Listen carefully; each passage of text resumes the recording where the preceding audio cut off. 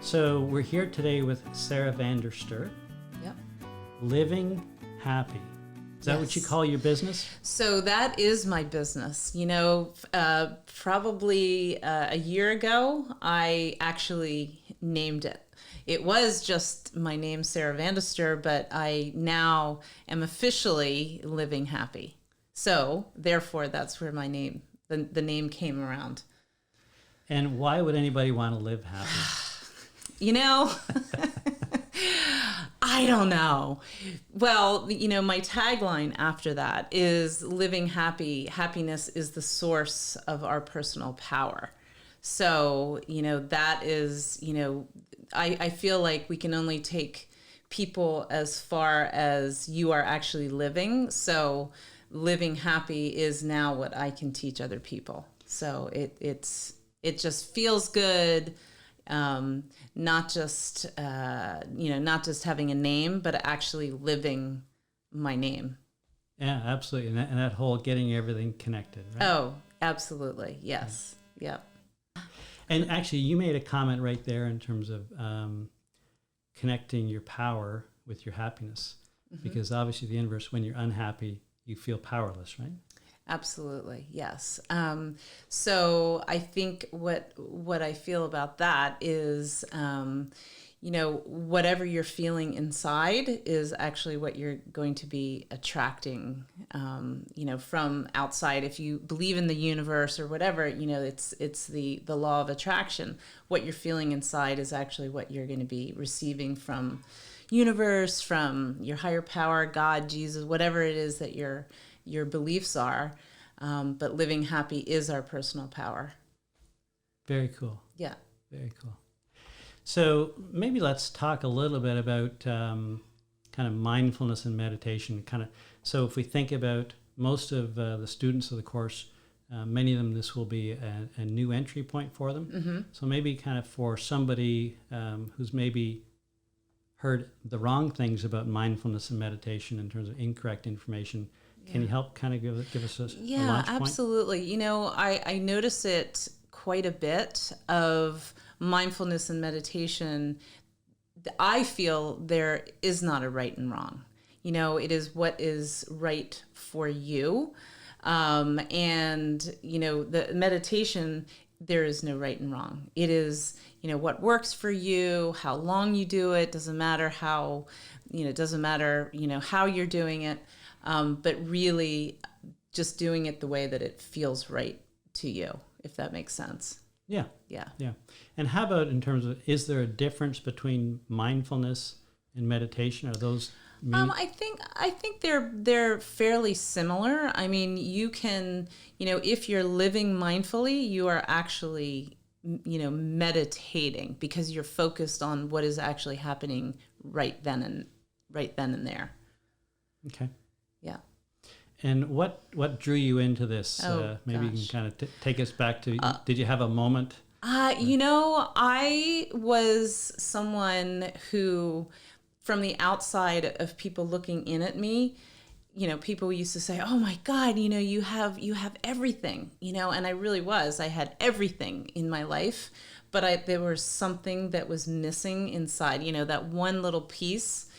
And, with my chaotic life, which was, raising 4 children, driving an hour each way to a private school, being in charge of, I'm very into eating well. So I would always have, a well-cooked meal every night, and raising 4 children and all the emotional stuff that goes along with that. We had, houses that I had, I always have to, make my environment as happy as possible. So it was just this chaotic part of my life, and I just felt like something was missing. And that was probably about 5 years ago that I was stressed, I was anxious, I had some chronic skin issues that it was because of stress. And I'm completely anti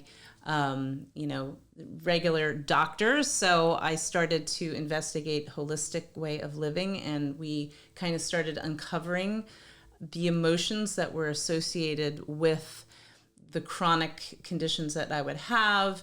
And I was so fascinated by, how our mind is connected to our body. And that just kind of, snowballed into me really diving deep into, this whole form of meditation and mindfulness. I mean, 5 years ago, I was like, I don't have time to meditate, which is one of the, which is one of the expressions that I hear all the time from my clients. Well, I don't have time to meditate. Well, guess what? That's probably means that you need to meditate if you don't have time to meditate.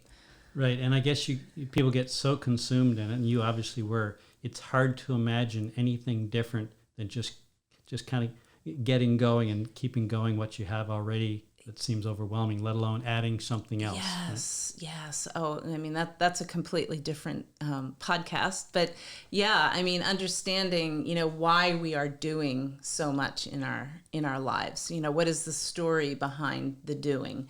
But I just, I knew that there was something more. I knew there was something missing. And what meditation has done for me is allowed me to really get connected to myself and what is actually happening and not what is an illusion, if that makes sense.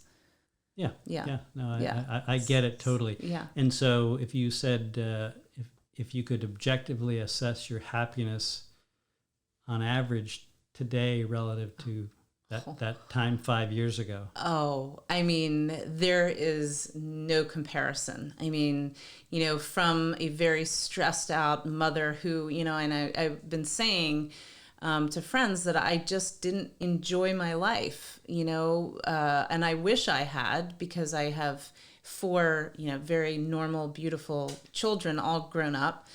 But I'm like, I don't even remember some of the happy times because I was really feeling as if something was missing all the time. And so I wasn't connected to the happiness that I am feeling now. I mean, there are moments of times when, we get taken back to old stories, old patterns, old behaviors. But now I know how to get myself back. Yeah. Yeah, so it sounds like you really use it as a tool. Oh yeah. It's a tool that no one can ever take away from me now. It's a non-negotiable every single day. I mean, like I said, 5 years ago, it wasn't like that. Yeah, and that's good. So, and where it pulls me into is the thought of, in longevity, we know there's a strong correlation between meditation and longevity. So there's lots of science, and we'll talk about that in the course. But it's hard to get people to buy into something that might be a benefit 25 years down the road. Yeah. You're talking about the immediate benefit that you get today. And in our society, we want the quick fix. We want the pill, we want the Band-Aid to fix what actually, will disappear if you don't go deeper and, commit to it. So it's just something that is, it's a lifelong habit, but what it does, it's not the when and then where, when I get this, then I'm going to be happy. It actually creates the happiness along the way. So when you get to the then, it's kind of like the icing on the cake. If that makes sense, it's it's allowing yourself to really feel happy along the way. And would you say your life is simpler or more complicated, or about the same as that level? It's so much simpler because meditation creates clarity. You're focused, and this whole thing of the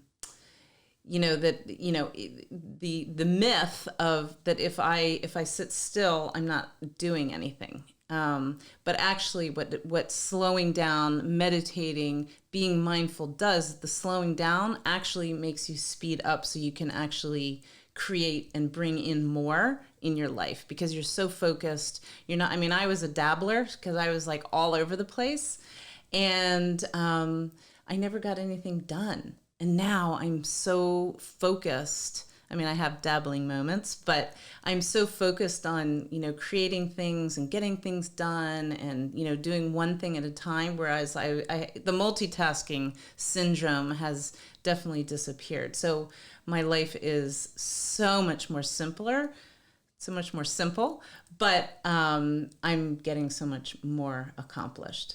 And that's something I hear we struggle with all through our lives. It's got nothing to do with where you are, right? You could be in high school having the exact same challenges. Yeah. Yeah. And it doesn't go away when we get older unless we take it on, right? Yes, absolutely. Yeah. Cool. Whenever we think about starting something new, we're always going to be quick to raise up there's barriers. Yeah.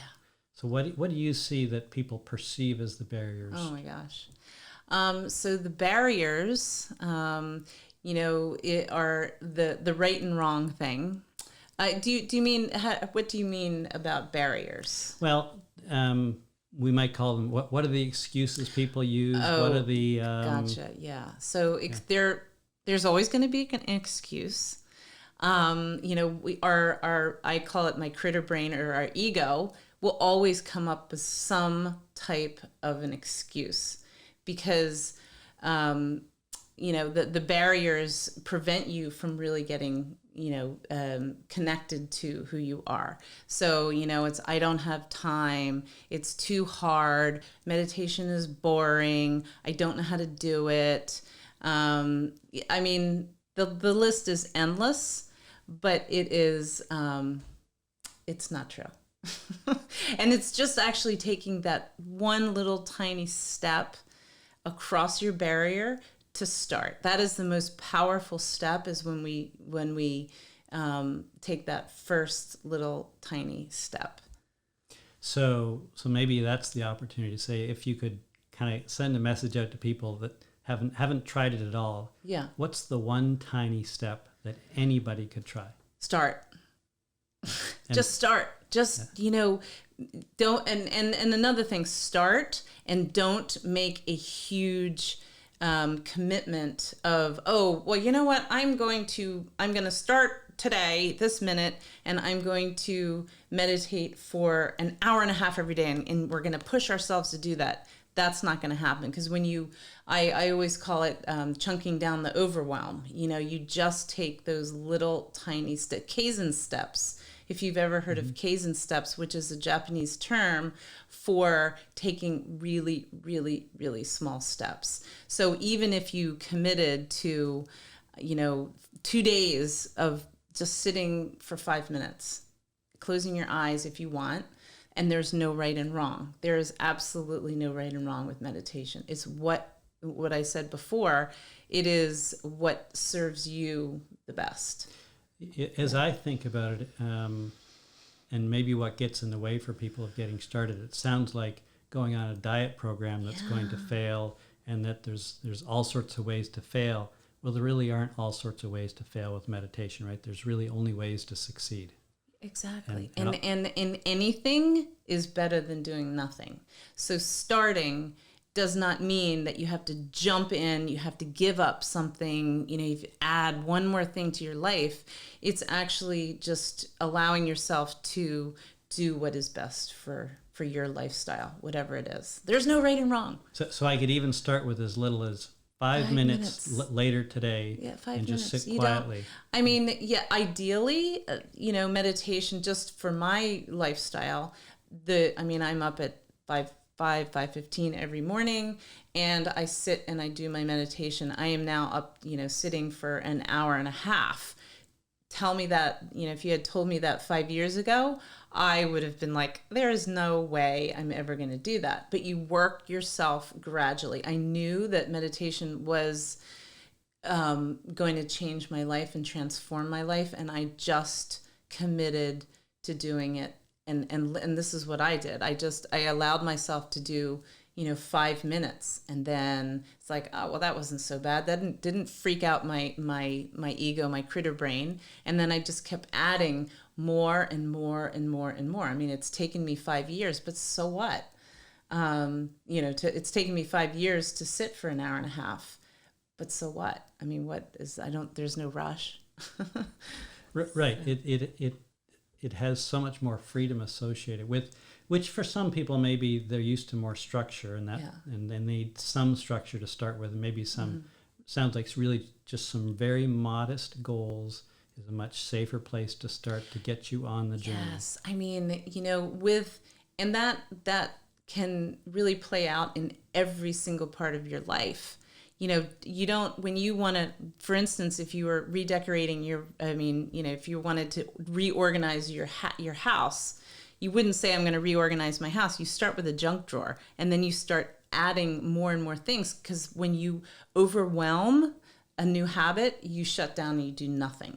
So just allowing yourself to do 5 minutes, 10 minutes, 15 minutes, whatever you can do. If 5 minutes is good, then do that for a while and see how you can keep adding without having overwhelm and shut down. In longevity, one of the things I find helpful for people is to give some examples of people who have lived really long, full lives. Do you have anybody that comes to mind? Oh, geez, let me think.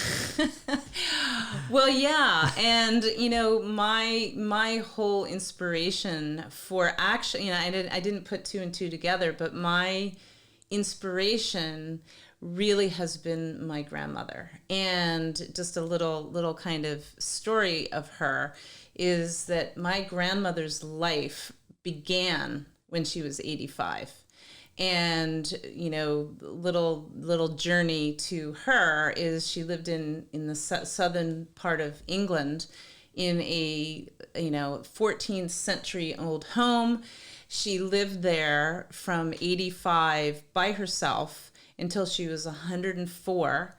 And we would go visit her, and I would always see her sitting in her big, picture window, looking out onto her garden, 'cause sometimes with her eyes closed. And, as teenagers, the eye rolling is like, oh my God, what is she doing?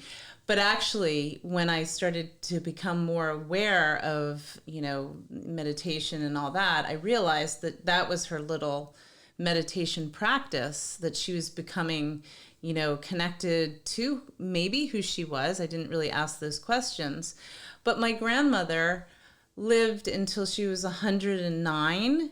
But I mean, she was not literally dragged, but she was placed in an old folks' home, and she hated every minute of it.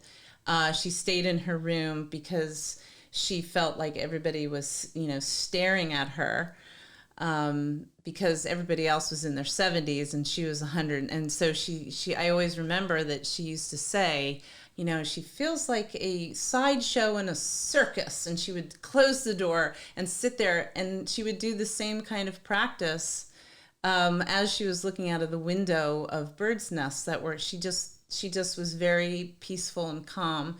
But that was really my inspiration, and I've included her in a lot of my Living Happy talks. Oh, sure. So she is just my dear. I have a little vignette of my grandmother, and she had a pet hedgehog, but that's another story. And she loved animals, and she lived in her garden, 24/7. Yeah, and when you've talked about her before, what also resonated with me was how active she was. Oh my God! I mean, this was not a grandmother who watched soap operas or whatever. I always remember my favorite story is when I think she was a mere 102. We all went to visit her, and we couldn't find her, and we were looking all around, and we're calling for her, Granny, and she in her little, English practical skirt and her wellies, she's like, I'm just over here. And she had an entire wheelbarrow full of rocks because she was making a stone wall. That was one of my favorite, and I didn't appreciate it back then. I'm like, oh my God, what is she doing? But this was how she did not think she was old. And she would put on her reading glasses. And I always remember she used to put on her reading glasses. And she goes, I think I look a bit better in the reading glasses. So she would always be, she didn't think she was old. But I think it was because she was connected with herself. She was living her purpose, which was, in her garden. And she was just very peaceful. She was very simple. I think she wore this, she would wash the clothes, but she would live in the same outfit. We're like, Granny, can you, wear a different outfit? But she was definitely, my inspiration for sure, because she's all over my house. Yeah, that's wonderful to be surrounded by that, obviously, and reminded daily. Yeah. So we spent, every summer with her when we lived here, but we would visit England every summer. So we got to see all this. Very cool. Yeah. As you talked about that, it reminded me of what our perceptions of meditation are. Yes. That we all have to go to Tibet to be trained properly and go sit cross-legged. And I think I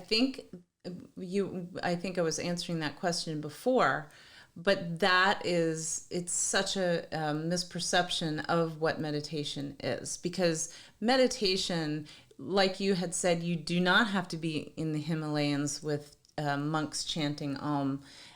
You can just be mindful for, sitting in your backyard when you're stuck in traffic. Maybe you don't want to close your eyes, but, you can, while you're brushing your teeth, just kind of, really zone in on exactly what you're doing, because we are so out of the moment the majority of our time, because we are thinking of something that's in the future, or we're thinking about, what so-and-so said, 5 days ago. So we're never in the moment. But as soon as we, get in the moment, we're meditating. We are, if you're really, washing your hands and you're just feeling what the soap is like, or the temperature of the water, you are meditating. And, but we don't do it. We think we have to, like, oh my God, here's another, we got to do this, and we got to go, go get the pillows. And, one thing I remember when I first started is, I'm all about environment. So I had the candles burning, and I had the incense going, and I had my perfect pillow that I bought from some, meditation store. And, I had all the outfits, and, I was like, okay, I'm going to do this. And see, I was creating the overwhelm. So when I started, I remember about like 2 minutes in,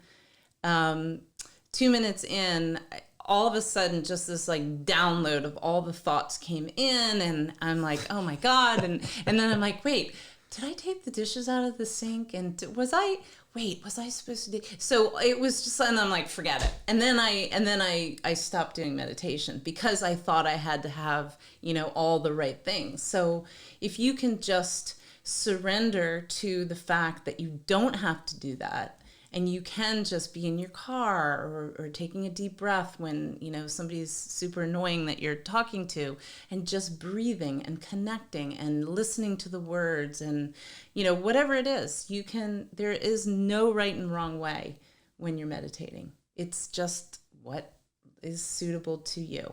Eventually, you might want to, add more and more meditation, but there's nothing there's no rules.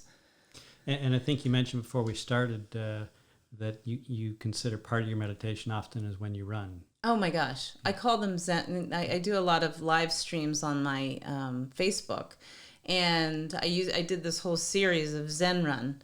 So Zen running means that, I am super in the moment. I'm very connected to, as we get older, we have maybe some pains or whatever, but I haven't had that. But Zen running is just slow. I'm connected to nature, which is, makes you, it kind of allows you to get into the moment. And I run and I think, because all these like downloads of thoughts come in, good thoughts, because things that I had to do. But that's when I am completely present, is I'm connected to my body. I'm connected to, the good thoughts that are coming in, the moment thoughts. And, I'm not fast, but actually I did get 2 minutes faster in my competitive running. But yeah, it's just it's another way of meditation. And I think you were also talking about somebody that was a bike rider. which might sound a little bit unsafe if you're meditating, but it's the same idea that you're very focused on what you're doing. Is it like being what we call in the zone? Yeah, in the zone. Yeah, absolutely. But people just don't realize that you can be meditating in the zone. You don't have to have the candles and the incense. I mean, I do that now. I always have incense, but it's because I'm, much calmer. But it wasn't like that 5 years ago, for sure. Yeah, and so I can relate to it in the zone, whatever, from an athletic standpoint. And it is a beautiful, and you understand why everybody speaks to it, because it's such a beautiful experience when you're there. It's full of joy. Yeah. Oh my God. But how many people are not there? I never was a Zen runner. I was why can't you go faster? What's wrong with your body? It was all those competitive thoughts. But now I don't care. Whatever. I get my exercise. I love being in nature. And that's, really, and I know that I feel better and calmer when I do that. Yeah, actually, and as you said that, it made me think of when I think and anybody talks about being in the zone, they're never talking about that was when they were their fastest. That was when they had this beautiful experience of, I've just feel so good. Exactly. But how many people do that? Yeah. We're very, #human, but we are very competitive in what we do, and it's only because of the story that we've believed in. And that is the magic of meditation, is you get to really recognize what are old stories that you're connected to from your family of origin, and what are the stories that actually resonate with you, yourself, and I. Had to put that one in. All three of you, me, myself, and I. Yeah. And I'm sometimes talking to all three of my. So some people are going to be okay to go off and do it on their own. Yes. Obviously that works for some, but now I think like this is something that you do with people online as well. So there's a virtual way to kind of get people up and going. There is no way of getting away from meditation. There, the people that come with this, I don't have time, or, you're so far away. I'm like, actually, I do a lot of my meditation training. I do groups. Like right now, I am doing a meditation masterclass. Now, wouldn't it be great if I could just sit in silence for an hour with people? But we don't do that. We are learning about, why meditation is so good. Actually it's tonight. But we're learning tonight about, giving yourself permission to slow down. And then we do meditation. So I do it virtually. I do it in person. I do a lot of talking about meditation. People are kind of sick of hearing me saying that, but I don't care, because this is something that has completely changed my life. And so I want as many people to know about meditation and, the amazing benefits that it can, give you in your life. And as the benefactor of participating in one of your that's online right. courses, Yes. it was a wonder. I didn't know what to expect. I was surprised at how smoothly it went. Yeah. How easy we kind of settled into it, and how it really helped me connect with just doing it on a regular basis, having that to look forward to. Yeah. And I think the awakening for me was as we talked about with running, I was already doing a good portion of it anyway. It was just bringing a little bit more discipline and routine to it.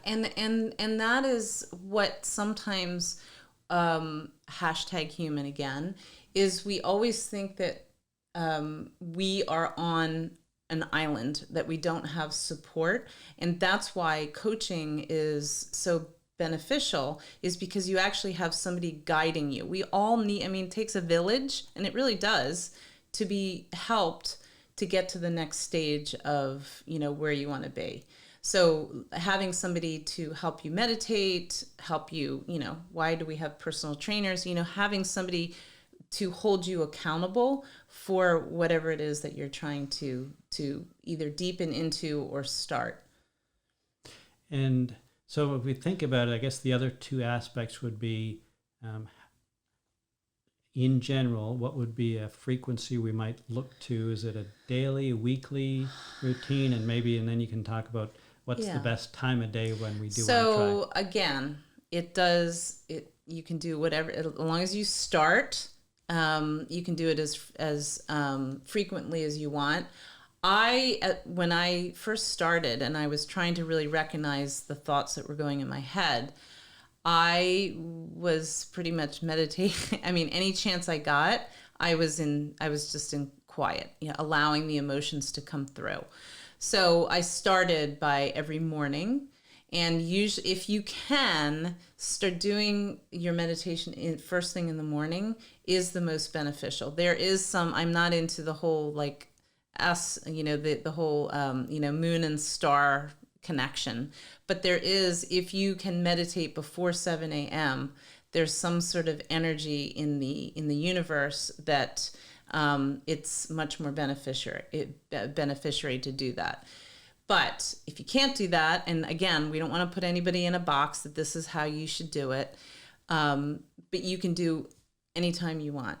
But the best is the morning, before 7 a.m. and every day. If it might be overwhelming, but even if you want to just start by, before 7 a.m., 3 times a week first, then you start adding the days after that. Okay, so, or the other way might be, it sounds like you're better to start trying to do 5 minutes every day than an hour twice a week or something. Exactly. Yeah. So if you can set your intention, write it in a journal, and say that for 7 days, I'm going to do 5 minutes every day. My personality is that when I say I'm going to do something, I will do it until I can't do it anymore. Until it's completed. I made an intention. When I set an intention, I will do it. Like I made a promise that I would come on Facebook Live for 100 days in a row. It's called a gong, and it's a challenge that you do that if you miss a day, you have to start all over again. So I love challenges like that. So I did 100 days of a live video for 100 days. And today was the anniversary last year when I finished. So, it was a way for me to get over being completely petrified of going onto lives. So you don't have to do 100 days of meditation, but maybe you want to do something. Okay, I'm going to commit for 10 days to meditate every day for 10 minutes and see how that goes. And even if you manage to do 5 days, wonderful. If you don't do the extra 5 days, no judgment, we start all over again. So until you actually get it completed, because that is how you start a habit, is to continuously do something until you have completion at the other end. You don't have to do the 100-day on live stream, but I love challenges. Or I guess if you're a competitive person, you could do it 101 and top you. Yeah, I mean, challenge or do 100 days of 5 minutes in a row. Whatever it is. But I love being challenged by that. I love because there was a bunch of coaches that were doing it. And I'm like, well, if they can do it, I can do it. And it was after like the 3rd day, I'm like, oh my God, how am I ever going to do this? But I did it. I came up with a different subject for 100 days. Yeah, it's surprising when you start. Yeah, I have the same thought when I look at it. I think there's just no way you could fill it with something new. But as you start to drill into it, you realize all the thoughts in a course of one day. Well, exactly, because we #human, we think 70,000 thoughts every single day. That some we don't know that we're thinking, but then there are those that we get attached to. So yeah, so you could think of, what are you thinking? And then make that into not making that into, a live stream or whatever. It's easy. When you start really putting your mind to something, you can really accomplish anything. Yeah, and that's the one thing for me I would say is with meditation, it is much easier to start than I think people generally realize if they've never tried it. Well, also, like tonight, I feel like meditation, we do take it a bit too seriously. We're allowing yourself to laugh, to crack jokes, whatever. Like tonight, I am in my meditation masterclass. I am wearing a witch hat because it is Halloween Eve. So I've challenged the people that are in my meditation group that, I double dare you to wear a costume. So we don't have to take it so seriously. And just have fun with it. Because when you have fun, you relax and you don't like, oh my God, I'm not doing this right. I don't like this. This is boring. So you try to kind of create, happy, fun energy whenever you're doing it as well. Oh, it's great. I know for me, I've also learned just realize when you need it as well, which may be separate and on top of what your morning is. I talked to you, I think, at class a couple of weeks ago about there was one particular event was fairly stressful. Mm-hmm. I went and found a park bench in the middle of a busy downtown area, closed my eyes, and just kind of managed to bring it all down. And it didn't all go away, but it certainly felt much better, and I was able to enjoy the rest of the day so much more. Yeah, because what we do is we react to the emotion rather than like, okay, what is that? It's called trigger thought emotion. What is the trigger that is triggering the thought? And then what is the thought creating is the emotion that's in your body. So it's TTE. And what we do as humans is we immediately react to the emotion and we don't break it down. So when your mind is quiet, you can start kind of chunking it down and figuring out, what triggered me? What is it? Is it something, an old story? Is it just negative energy that we're getting, triggered by? But that's the beauty of meditation is that it's free. You don't have to have anything. You can just sit there and allow whatever is trying to come through to come through. You don't even need an outfit. Well, I mean, no, and not, you don't need to have an outfit, but that's always an icing on the cake. No, I mean, I'm usually in my pajamas, so at 5:15 in the morning. So no, you don't have to have that. But it does, I mean, after a while, it's nice to have a candle and an incense. I'm very into my senses, so. And so for me, I try to get outside. Yeah. Oh, I'm outside. And I can do it on it's a little dangerous, but I can do it laying down. I'll go out on the stones and lay down and just feel the sun and listen to nature, and that's for me. Well, actually, there is a process. It's called grounding, and you actually go outside in your bare feet, right here, like in our beautiful forest. And you go outside and you stand with bare feet and you just stand and feel, I mean, everything is energy. So you can just feel the energy from the ground coming up into your body. I mean, that's a beautiful, mindfulness experience. And so there's another type of meditation that you just stand and feel the ground. But we're just so caught up in like, oh my God, I got to pay the bills and I have to do this. And and we are so out of the moment. As you talked about that, it reminded me to come back to another point, and that's this feeling of connected to energy. Yes. Right. So if we think about the barefoot, when I used to play golf a lot more, I would practice barefoot sometimes because you become far more aware of your senses. Yes. But I also realized when you walk barefoot, because we spend so much time in shoes, you suddenly feel more connected.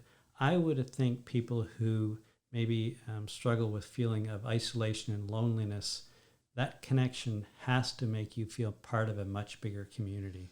you know what? We are never alone, and we go out in nature, and you're never alone, because every single thing in this world is all energy. We are all energy. The earth is all energy. The air is all energy. Is that what you mean? That we're... Yeah. Is that what you mean? Yeah, it's this whole energy field around us that we tend to, like, literally, if we think about the soles on our shoes are insulators, right? So they insulate us from the energy in the ground, which becomes immediately evident as soon as your skin becomes, like, even as I touch my hands together here, yes. I feel an energy that goes from this hand to this hand that isn't there when they're not together. Yes. I mean, it is. Any energy, you can have negative energy, positive energy, and I can feel that. And, I try to get rid of the negative energy, but I mean, we are never alone. And going outside, feeling the energy of nature there, and I can't remember the name, it'll come to me. Echo, it's something, but it's an actual practice of connecting with energy. It'll come to me in a second, maybe not. So it sounds like you're busy on Facebook and some other places. Whereabouts do people find you? So they can find me on Facebook, on Instagram, my website, which is sarahvwellness.com, and my email, svandester@gmail.com. And you can find me, because I'm there. And I'll make sure that I post some things down in the bottom too. Okay, cool. Yeah, awesome. That's awesome. This is it's so exciting, and I just love talking to you every chance I get. Oh my gosh. This is awesome. I've so enjoyed spreading the word of living happy and allowing people to connect to, what is available inside of them, which is peace and quiet. Beautiful. Yeah. Beautiful. Okay. Thank you so much. Oh, you're so welcome. This is so much fun. Cool. Until next time. Oh, wow. Is there a next time? There'll always be some next time. Yeah. Yeah. It's always nice to be next.